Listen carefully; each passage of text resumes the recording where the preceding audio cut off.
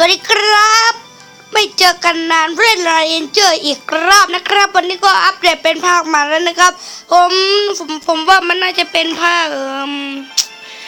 แบบนี้นะครับผมว่ามันจะเป็นภาค 4.6.1 นะครับซึ่งมันมีอะไรแปลกไปครับ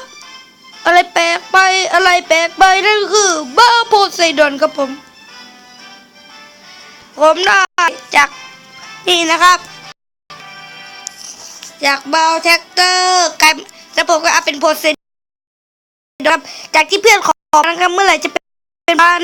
และจากว่ามันมีเท่าไหร่ตีเท่าไหร่อุปกรณ์เป็นยังไงนี่ครับอุปกรณ์ผมจะเป็นงี้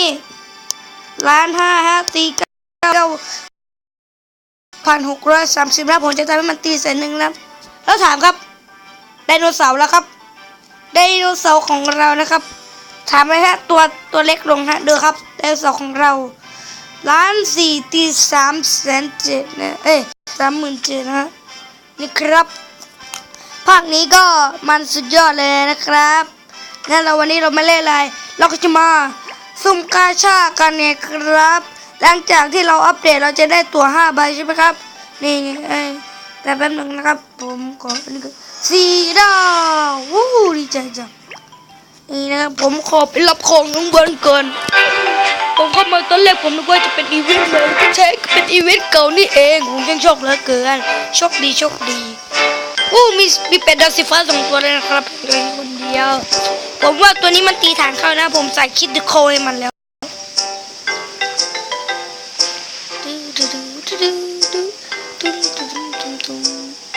แร่มัน1,440แร่เฮ้ยหลังจากที่เราไม่เล่นกันนานนะคงจะเบื่อกันไม่น้อยโดยเฉพาะเพื่อนผมนะเขาบอกเฮ้ยฝนเล่นแคสเกมเมื่อไรจะแคสเขาชื่อให้กด3 เสียงเขาเป็นเพื่อนผมเขาเป็นมาสเตอร์แล้วก็คนที่เล่นไลเจอร์ในเพื่อนผมนะครับก็มีหลายคนนี่ผมปั้นมาหลายตัวแล้วเดี๋ยวผมเลือกข้างล่างดีกว่าดื้อภาคใหม่ผมว่ามันก็ดีนะฮะผมชอบมันแบบว่ามันดูรูปภาพเปลี่ยนไปมันไม่เหมือนเดิมผมไม่ชอบแบบเดิมแล้วผมเริ่มเบื่อไงไม่รู้ผมก็ดีใจเลยที่ได้โพไซดอนแต่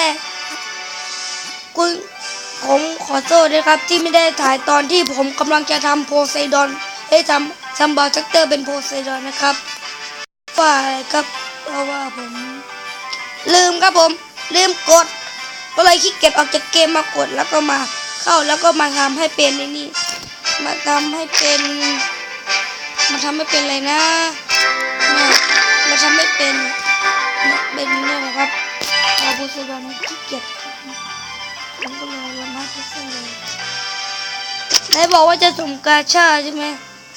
ไหนไม่เห็นมีเพชรสัก50เลยผมบอกเลยนะครับอันนี้ตั๋ว5 ใบนะครับซึ่งผมมีตั๋ว10 ใบนะครับนี่9 ใบด้วยลืมไปสุ่มกันเลยขอให้ตัวดีนะครับทุกคนช่วยภาวนาให้ผมได้เป็นดาวสีฟ้าตัวใหม่เป็นดาวสี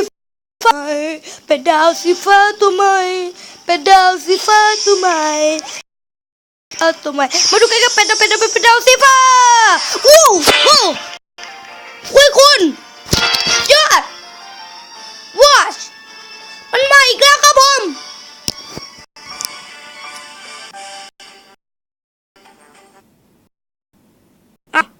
เอาพอรู้เก็บ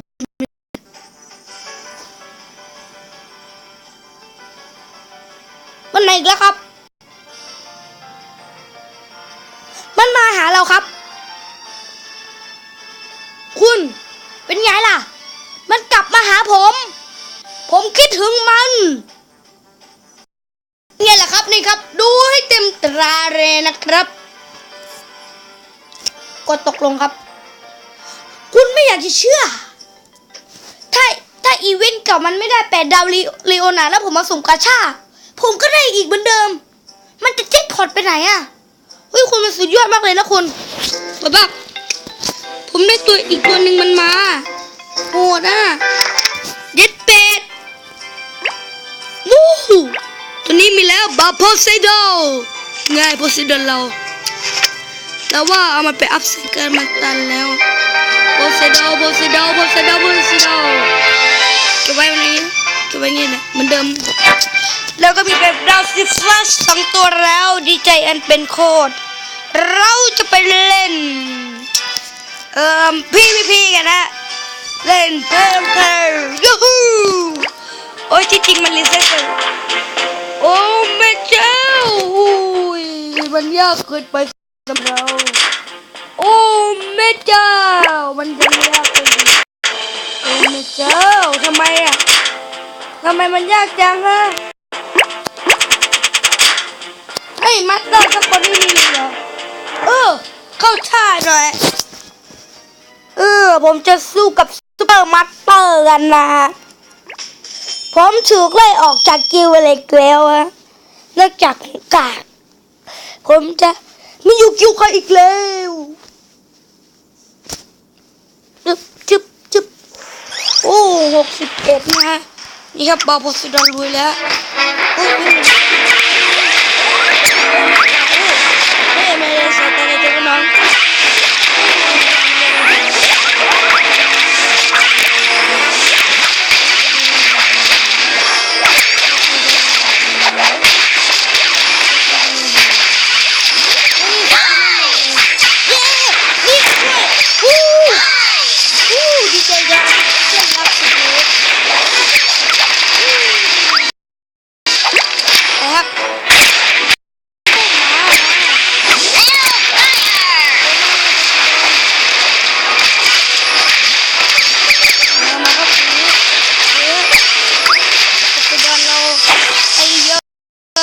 ไปเป็นโปรเซสเราเลย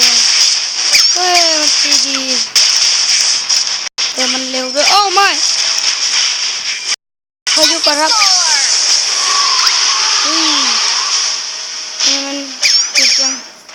โอ้ยฐานยังไม่สีดำเลยเสร็จแล้วสิครับ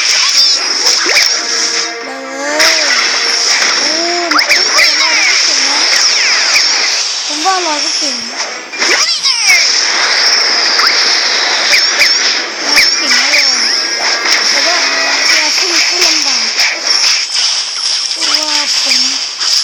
ปล่อยตัวเก่งๆตัวเดียว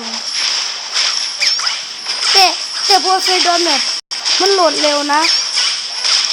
นั่นแหละมันก็ถ้ามันตีแสนหนึ่งผมว่าจะโหดมากเลยเนี่ยแต่มันตายเร็วเพราะแต่ว่าลอยมันตีจะไหวไหมเนี่ยไหวดิต้องไหวครับตรงนี้ปังมาสกิลครับผมว่าจะเป็นเนสตัวเดิมเลยยูซีแบบรอบไม่หาเหมือนเดิมอะเอ้าตอนเร็วจังเรา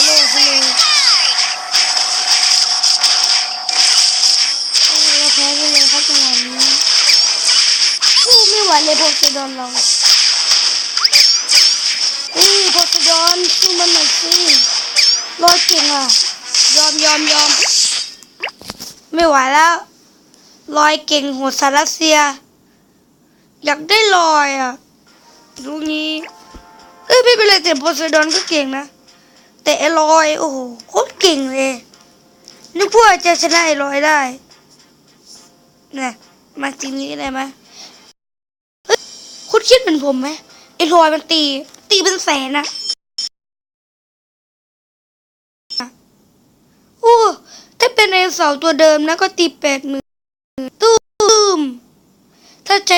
ไดโนเสาร์ไม่ตายเหมือนเดิมแต่ไดโนเสาร์เราวิ่งช้าซะด้วยผมว่าโพไซดอนก็ดีแล้วอย่างนี้เลยนี่แหละสีแล้วนะยังไงมาแล้วทำไมอุ้ยนี่ครับมาแล้วครับโอ้ยแต่ของเราทีน้อยอีก30,000นะครับสกิลโอ้โหไปอีกรอบแล้วก็สกิลโอ้โหมันมาทีนี้เราหายเรียบเลยเราแพ้มาสเตอร์ไม่ได้นะน้องเนี่ยมาสเตอร์มีตัวหัวแล้วก็มีสิทธิ์แพ้ได้นะเรามีสิทธิ์แพ้ได้นะอย่างเงี้ย ไม่สุดแล้วก็โพไซดอนผมปล่อยไม่ยั้งนะโพไซดอนปล่อยไม่ยั้งแล้วฮะจังหวะนี้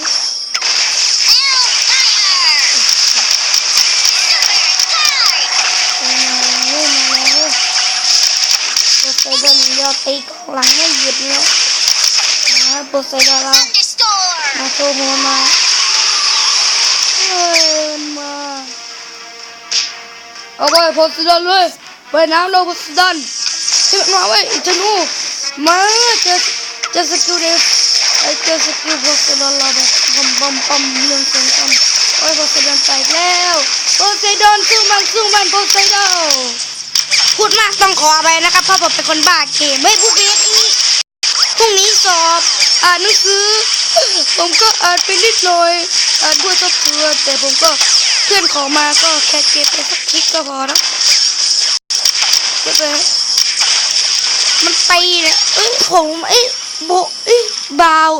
มันเลือด300,000และตีไป3 ครั้งก็เหลือ30,000ตี4 ครั้งตี4 ครั้งบาผู้พิทักษ์ก็ตายแล้ว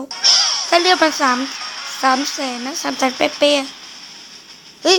ถ้ามัน300,000ก็กลัวแล้วก็ไม่รู้สินะเอ้ยมาเราเจอกับราชาบาลบอลมันเก่งนะมันตี200,000 ที 300,000 ทีเวอร์ชั่นเก่าๆอะครับผมได้ไดโนเสาร์อะเวอร์ชั่นเก่าๆอะอุ้ยตี3 ล้านอะแต่ปัจจุบันโอ้โหเชื่อกระจอกโพไซดอนมาทีนี่สุดยอดเลยครับนี่เลยโปเกมอนเรามีสิทธิ์เล่นยุ่งกับเขา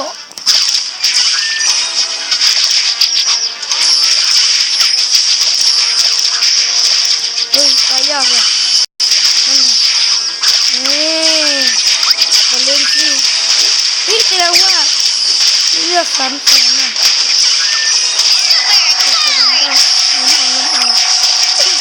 เดี๋ยวตายนะให้ยังไงเราก็มีเรื่องสอบปกครองเราอยู่ว่ะหัวโยไว้เขาก็ตายเรียบเลยฮะตายนอนแต่ผมว่าไดโนเสาร์มันติดกว่านะเพื่อนมันก็เยอะเพื่อนมันแบบ1,800,000เล่นมัน1,800,000ก็เซดอน1,500,000จะตีเยอะกว่ามันจะเดินเยอะ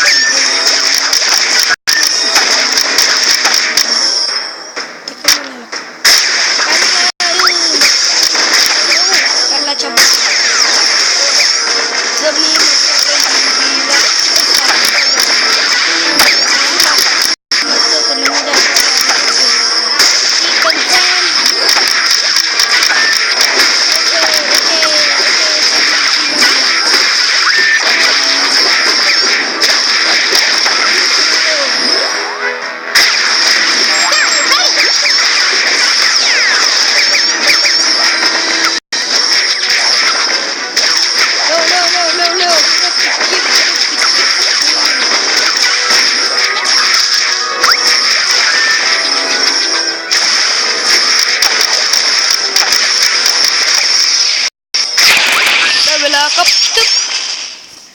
สำหรับวันนี้นะฮะ